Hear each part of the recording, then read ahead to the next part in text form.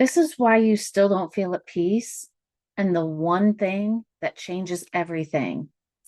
I want to say hi and welcome. And before we begin, I want to ask you one simple question. When was the last time you felt completely at peace? Not on vacation and not when everything in your life was finally going your way. I mean, truly at peace, right here and inside yourself. Well, for many people, it's been so long that they can't even remember. Instead, your mind is always thinking, always planning, always worrying, always trying to stay one step ahead of the next problem. You're going to replay conversations, you will overanalyze texts, and you're going to second guess your decisions. And you wonder if you're really doing enough. You carry responsibilities that no one else even sees. And by the time you finally crawl into bed, your body is exhausted. But your mind, it refuses to stop. Now, if that's you, I want you to know something. You are not weak, and you are not failing, and you are certainly, and I mean certainly, not alone. Today, I want to share something that completely changed the way that I understand inner peace. Because I used to believe peace was something I had to find, something maybe that I had to earn, or something waiting for me on the other side of success or healing or the perfect circumstances. But I discovered something different. Peace isn't usually hiding from us, it's often being drowned out by fear, self doubt, by constant mental noise, by years of listening to a voice that tells us we're not enough. And today, I want to introduce you to one idea, a single idea that might change the way you look at yourself forever. For many people, the real struggle isn't a lack of peace, it's a lack of self trust.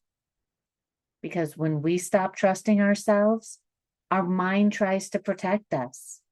They begin scanning for danger. Like, what if I make the wrong decision? Or what if they don't like me? What if I fail? Or what if I'm not enough? The mind believes it's keeping us safe, but over time, those protective thoughts become our identity. And we start believing that we're anxious, that we are broken, that we're overthinkers.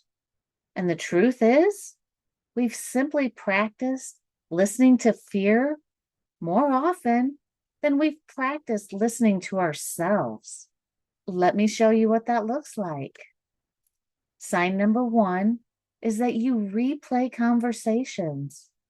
Someone says something, and hours later, you're still thinking about it or talking about it. And you think, did I sound stupid? Should I have said something different? Or what do they think about me now? Here's the truth. That conversation ended. Only one person is still there, and that's you. And your mind keeps reopening a door everyone else already closed. Imagine how much energy that steals from your life.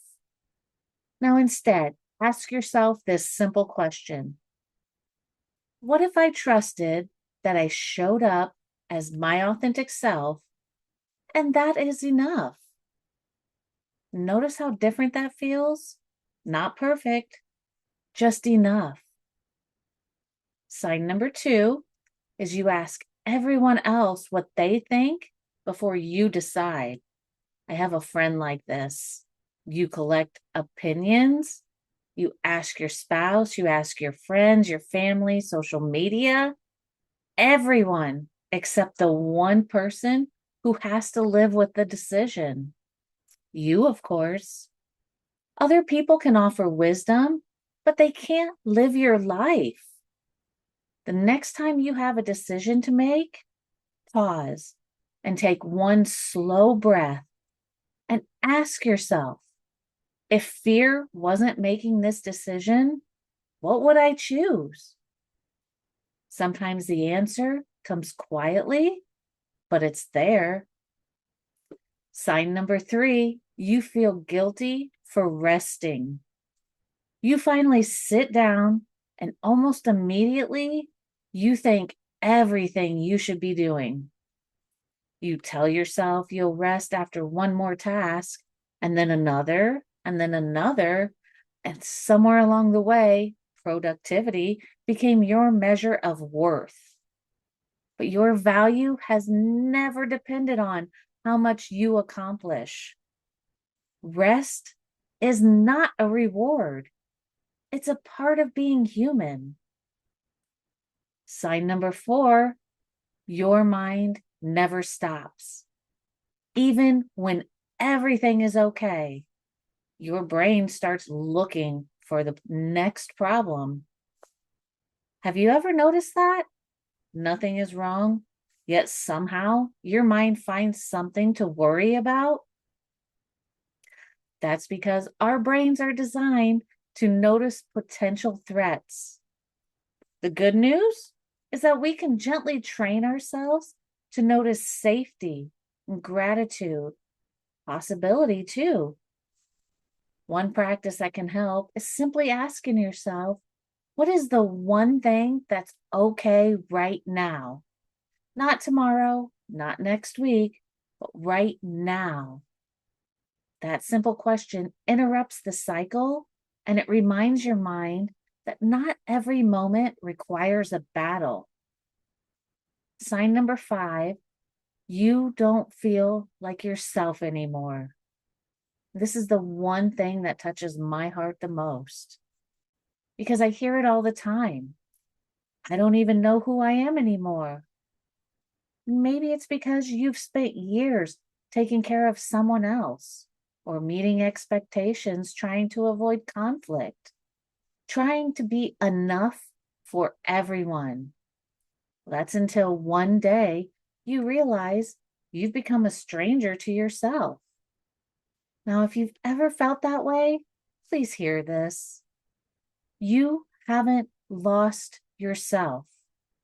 You've simply spent so long listening to fear, to pressure, and expectations that your own voice has become difficult to hear. But difficult doesn't mean gone. It's still there, waiting, patiently, quietly, ready for you whenever you're ready to listen. So, how do we begin? Not by forcing peace, and not by pretending everything is fine, not by fighting every negative thought. We begin by creating space, space to breathe, space to notice, space to pause before reacting, space to hear ourselves again. Now, I'd like to guide you through something simple.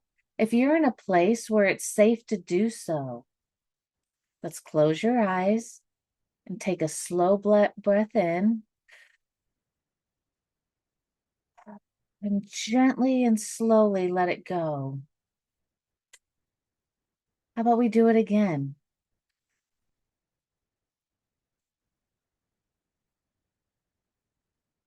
Notice the chair supporting you. Notice your feet touching the floor. Notice your breath moving in and out. Now quietly ask yourself, what do I need today?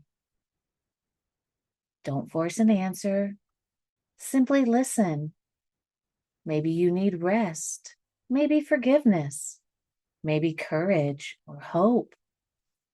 Whatever came to you, trust that it's worth paying attention to because your inner wisdom often speaks in whispers.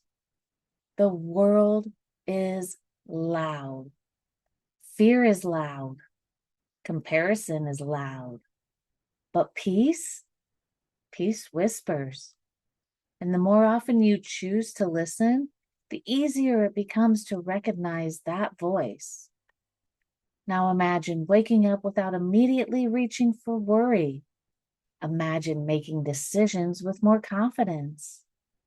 Imagine sleeping without replaying the entire day. Imagine saying no without carrying guilt. Imagine feeling calm, not because life is perfect, but because you're learning to trust yourself even when life isn't. That is the journey of inner peace, not the absence of challenges, but the presence of self-trust. Thank you for spending these moments with me today. I hope you leave knowing one thing, that you don't have to have everything figured out before you begin creating peace. You simply have to take the next step. And if today's masterclass resonated with you, if something inside of you said, this is what I've been missing, I'd love to invite you to join me for my free Inner Peace workshop. In the workshop, we'll go even deeper and uncover the hidden patterns that keep you stuck in overthinking and self-doubt. I'll guide you through practical exercises you can use every day in life to quiet the mental noise and strengthen self-trust and experience more peace, one moment at a time. And most importantly, you're going to leave with a clear path forward instead of just more information. If that sounds exactly what you've been searching for, I'd be honored to have you there, because a life you're longing for doesn't begin when everything around you changes. It begins the moment you decide to listen to the voice within. I'll see you at the workshop.